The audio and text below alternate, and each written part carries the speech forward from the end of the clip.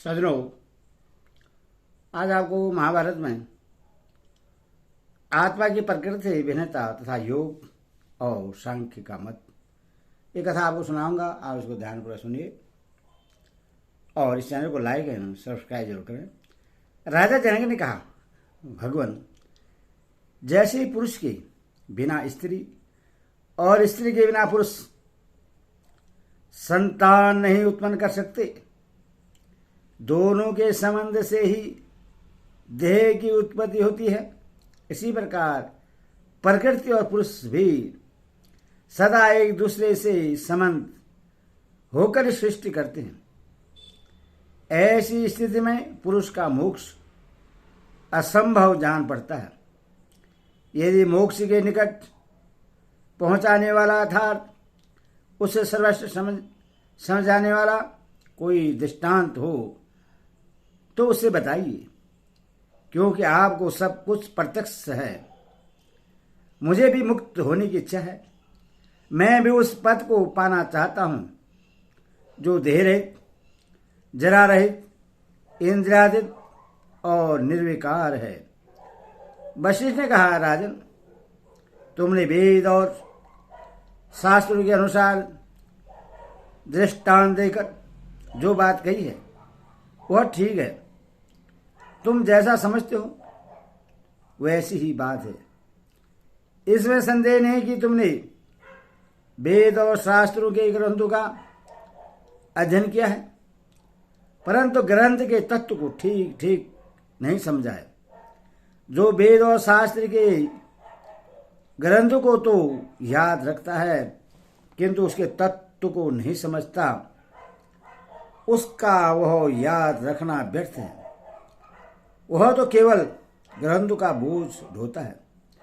जो स्थूल और मंद बुद्धि से युक्त होने के कारण विद्वानों की सभा में शास्त्रीय ग्रंथ का अर्थ तक नहीं बता सकता, वह उस ग्रंथ के विषय का निर्णय कैसे कर सकता है। इसीलिए सांख्य और योग के गाथा महात्मा पुरुषों के मत में मोक्ष का जैसा स्वरूप देखा जाता है, उससे मैं तुम्हें यथार्थ रूप से बतलाता हूं। सुनो। योग की जिस तत्व का साक्षात्कार करते हैं,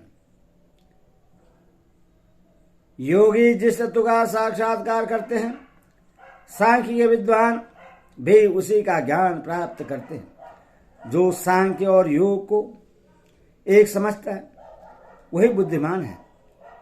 जैसे बीज से बीज की उत्पत्ति होती है, उसी प्रकार द्रव्य से द्रव्य, इंद्रिय से इंद्रिय और देह से देह की प्राप्ति होती है। परंतु परमात्मा तो इंद्रिय, बीज, द्रव्य और देह से रहित तथा निर्गुण है। और उसमें गुण कैसे हो सकते हैं? जैसे आकाश आदि गुण सत्वादि गुणों से उत्पन्न होते और उन्हीं में लीन हो जाते हैं, उसी प्रकार सत्वादि गुण भी प्रकृति से उत्पन्न होकर उसी में लीन होते हैं। आत्मा तो जन्म मृत्यु से रहित अनंत, सबका दृष्टा और निर्विकार है। वह सत्वादि गुणों में केवल आत्माभिमान करने के कारण ही गुण स्वरूप कहलाता है। गुण तो गुणवान में ही रहते हैं, निर्गुण आत्मा में गुण कैसे रह सकते हैं? अथवा गुणों के स्वरूप को जानने वाले विद्वान पुरुषों का यही सिद्धांत है कि जब जीवात्मा प्राकृतिक गुणों में अपनेपन का अभिमान छोड़ देता है, उस समय देहादि में आत्मबुद्धि का परित्याग करके अपने विशुद्ध परमात्म स्वरूप का साक्षात्कार करता है। अतः सांख्य और योग के विद्वान कहते हैं कि जो सत्वादि गुणों से रहित, अव्यक्त, नियामक, निर्गुण, अंतर्यामी, नित्य और सबका अधिष्ठाता है, वह परमात्मा प्रकृति और उसके गुणों से विलक्षण 25वां तत्व है। जिस समय ज्ञानी पुरुष इस अव्यक्त तत्व को ठीक ठीक समझ लेते हैं, उस समय उन्हें ब्रह्मा के स्वरूप की प्राप्ति हो जाती है। सदा एक रूप में स्थित रहने वाला परमात्मा अक्षर है और नाना रूप में प्रतीत होने वाला जगत सर कहलाता है। ईश्वर का वह सर अक्षर का स्वरूप बतलाया गया। जनक ने पूछा, मुनिवर, आपने अक्षर को एक रूप और सर को अनेक रूप बतलाया, किंतु अभी मुझे इन दोनों के स्वरूप के विषय में संदेह बना ही रह गया है। यदि भी आपने सर और अक्षर को समझने के लिए कई युक्तियां बतलाई हैं, किंतु मैं अस्थिर बुद्धि होने के कारण उन्हें भूल सा गया हूं। इसीलिए इस नाना तत्व और एक तत्व का दर्शन को पुनः सुनना चाहता हूं। सर असर, सांख्य, योग और भेद अभेद का विषय पूर्ण रूप से बतलाइए। वशिष्ठ जी ने कहा, राजन, तुम जो जो बातें पूछ रहे हो उन सब का उत्तर दूंगा। इस समय विशेषतः योग विधि का वर्णन कर रहा हूं, सुनो। योग का प्रधान कर्तव्य है ध्यान। यही योगियों का परम बल है। योग के विद्वान मन की एकाग्रता और प्राणायाम, ये ध्यान के दो भेद बतलाते हैं। प्राणायाम भी सगुण और निर्गुण भेद से दो प्रकार का है। मल त्याग, मूत्र त्याग और भोजन, इन तीन कालों को छोड़कर बाकी समय में योगाभ्यास करना चाहिए। योग का साधक मन के द्वारा इंद्रियों को विषयों से हटाकर शुद्ध भाव से स्थिर हो जाए, और मनीषी पुरुषों ने जिन्हें 24 तत्व से परे अविनाशी बतलाए हैं, उस परमात्मा का ध्यान करे। उससे सब प्रकार की आसक्तियों का त्याग करके मिताहारी और जितेंद्रिय होना चाहिए, तथा रात्रि के पहले और पिछले भाग में मन को आत्मा में एकाग्र करना चाहिए। जब योगी मन के द्वारा संपूर्ण इंद्रियों को और बुद्धि के द्वारा मन को स्थिर करके पत्थर की भांति अविचल हो जाए, सूखे काठ की भांति निष्कंप और पर्वत की तरह स्थिर रहे, तभी वह योग युक्त कहलाता है। जिस समय उसे सुनने, सूंघने, स्वाद लेने, देखने और स्पर्श करने का ज्ञान नहीं रहता, जब मन में किसी प्रकार का संकल्प नहीं उठता तथा काष्ठ की भांति स्थिर होकर वह किसी भी वस्तु का अभिमान या शुद्ध बुद्ध नहीं रखता, उसी समय उससे अपने शुद्ध स्वरूप को प्राप्त एवं योग युक्त कहते हैं।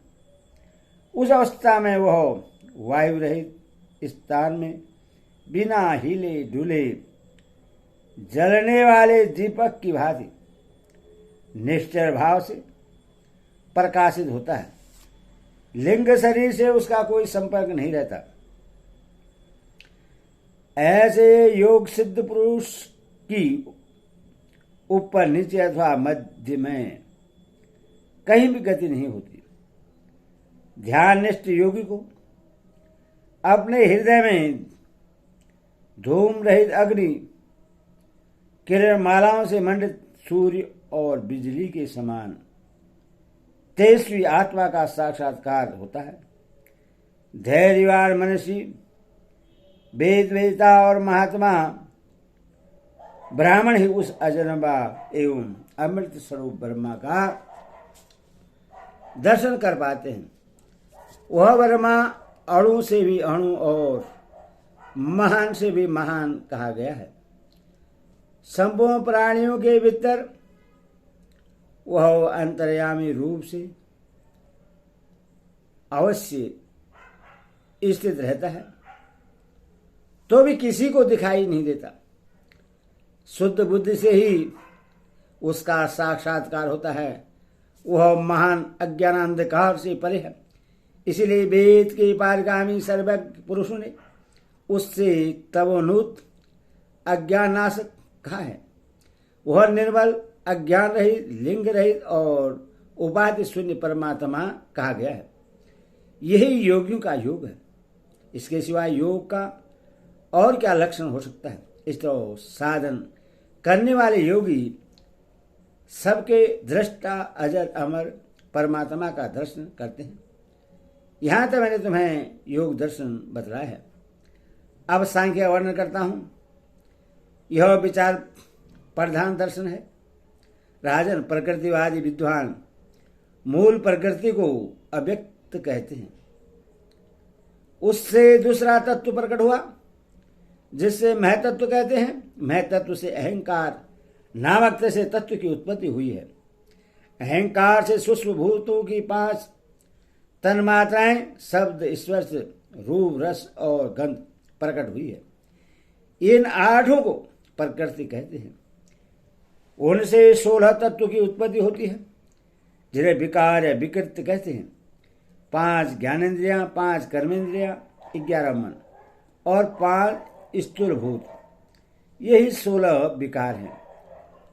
सांख्य शास्त्र के विद्वानों का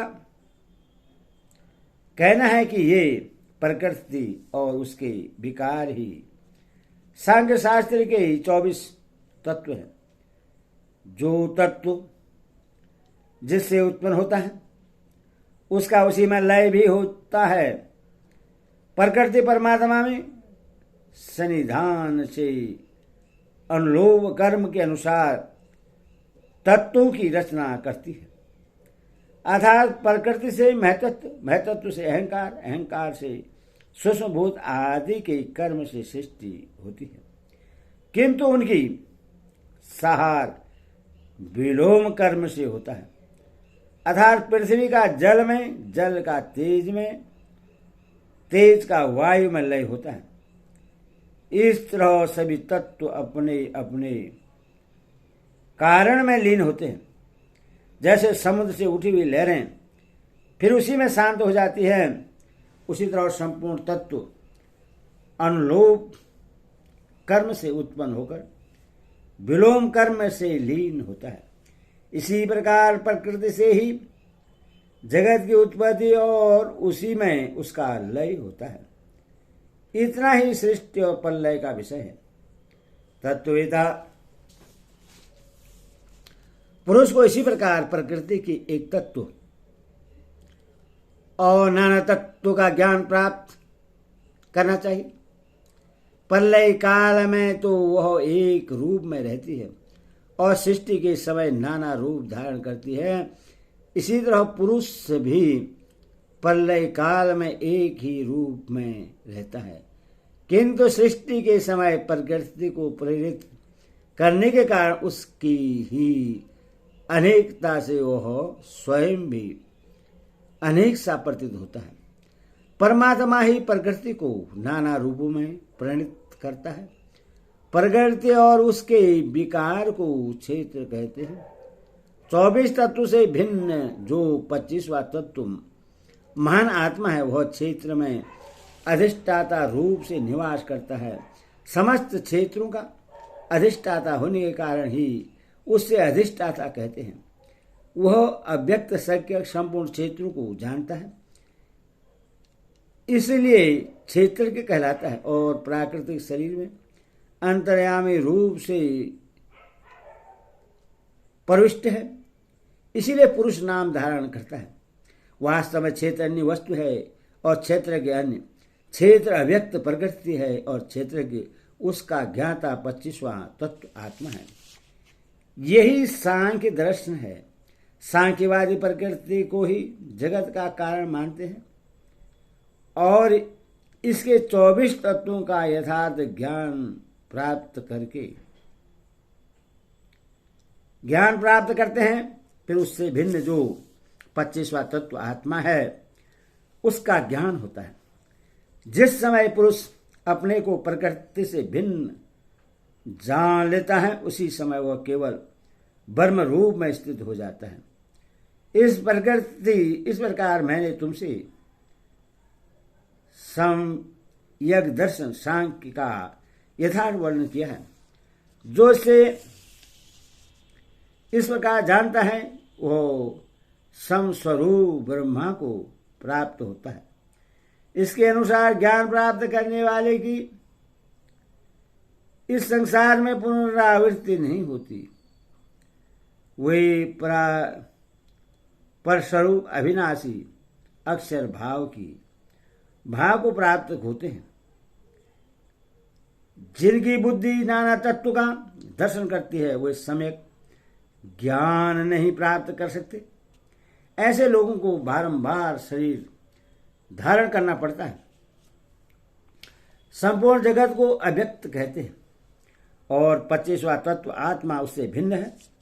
जो उससे जानते हैं उन्हें आवागमन का भय नहीं रहता। बुद्धिमान पुरुष जब यह जान लेता है कि मैं अन्य हूं और यह प्रकृति मुझसे भिन्न है, तब प्रकृति का त्याग कर देने के कारण वह अपने शुद्ध स्वरूप में स्थित होता है। उस समय वह प्रकृति से मिला हुआ प्रतीत होने पर भी वास्तव में उससे भिन्न देखा जाता है। जब वह प्राकृतिक गुण समुदाय पर प्रीति नहीं रखता उस समय दृष्टा के रूप में स्थित होकर परमात्मा का दर्शन पा जाता है और फिर उसका त्याग नहीं करता। जिस समय जीवात्मा को विवेक होता है उस समय वह यो पश्चाताप करने लगता है, ओह मैंने यह क्या किया। जैसे मछली अज्ञानवश स्वयं ही जाकर जाल में फंस जाती है, उसी प्रकार मैं भी आज तक इस भवजाल का ही अनुसरण करता रहा। जिस समय मत्स्य पानी को ही अपने जीवन का मूल समझकर एक तालाब से दूसरे तालाब को जाता है, उसी तरह मैं भी अज्ञानवश इस देह से दूसरे देह में भटकता रहा। वास्तव में इस जगत के भीतर यह परमात्मा ही मेरा बंधु है। इसी के साथ मेरी मैत्री होनी उचित है। पहले मैं वैसा ही क्यों न रहा हूं, इस समय तो मैं सबकी समानता अभिन्नता को प्राप्त हो चुका हूं। इसी मुझे अपनी समता दिखाई देती है। मैं अवश्य इसके ही तुल्य हूं। यह अत्यंत निर्बल है और मैं भी ऐसा ही हूं।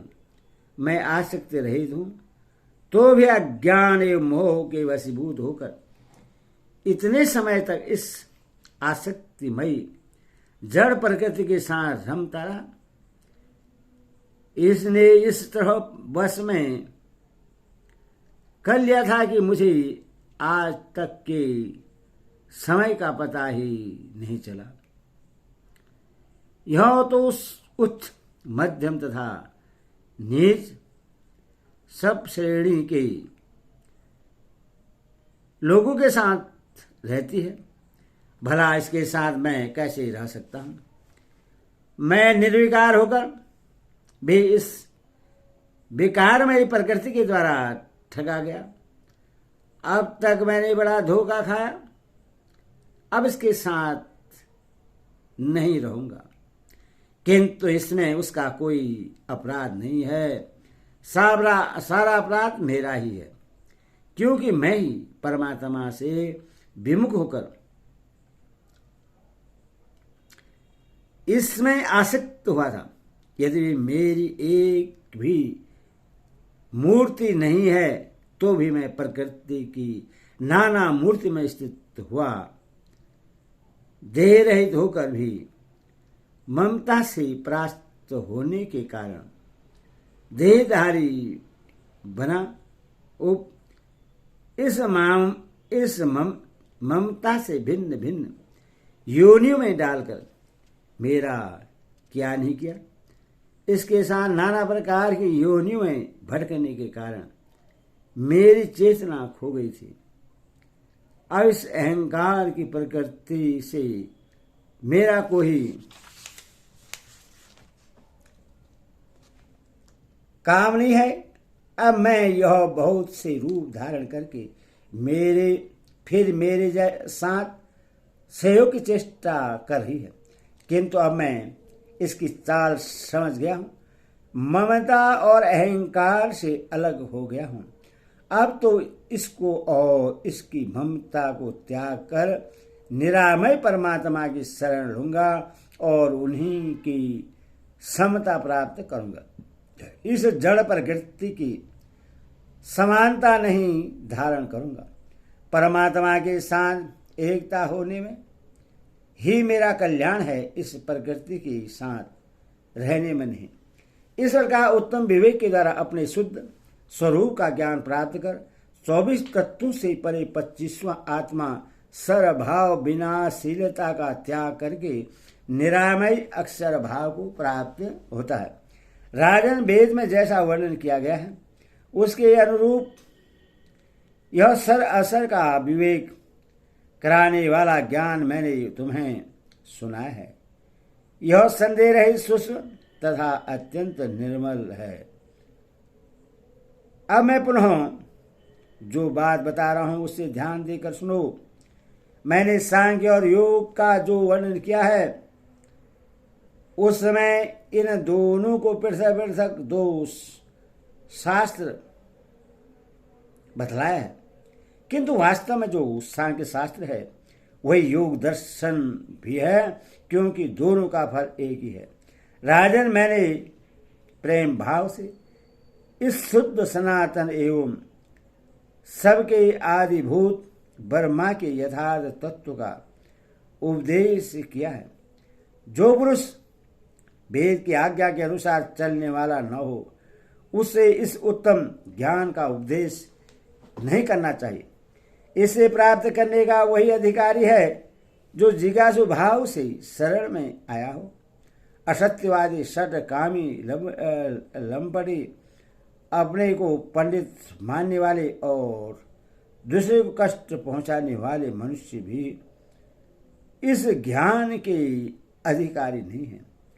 कैसे लोगों को यह ज्ञान देना चाहिए उसको भी सुन लो। श्रद्धालु, गुणवान, दूसरों की निंदा से दूर रहने वाले विशुद्ध योगी, विद्वान, सदा वेदोक्त कर्म करने वाले, समाशील, सबके हितैषी, एकांतभाषी, शास्त्र विधि का आदर करने वाले, विवाहशील, बौद्ध विज्ञ, किसी का हित न करने वाले तथा सम दम से संपन्न पुरुष ही इस ज्ञान के अधिकारी हैं।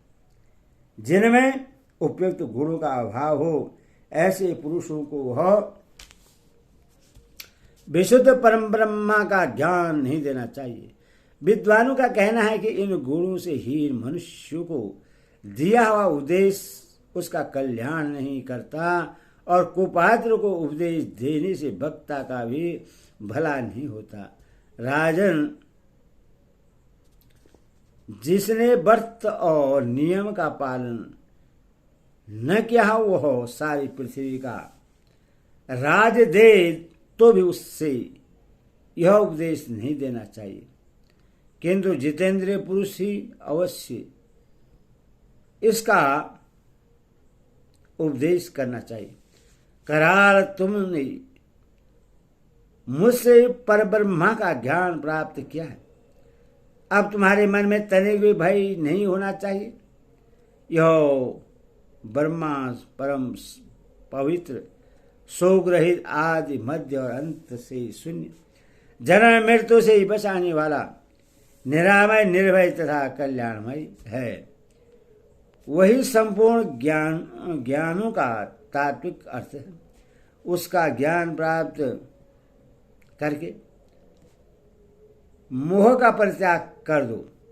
जिस प्रकार आज तुमने मुझसे सनातन ब्रह्मा का ज्ञान प्राप्त किया है, उसी प्रकार मैंने भी सनातन हिरण्यगर्भ नाम से प्रसिद्ध वर्मा जी के मुख से इसे प्राप्त किया था।